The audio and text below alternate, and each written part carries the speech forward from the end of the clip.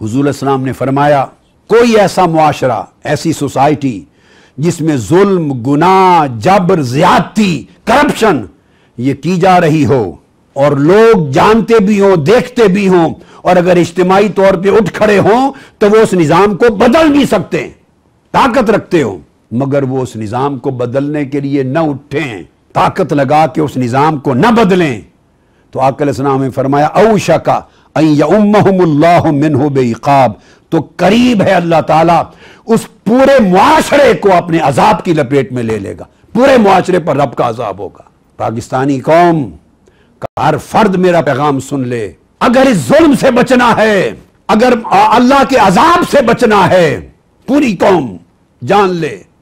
اگر اللہ کے عذاب سے بچنا چاہتے ہو کہ کہیں سارا معاشرہ آسمانی عذاب کی لپیٹ میں نہ آ جائے، تو پھر معاشرے کے ہر فرد کو اس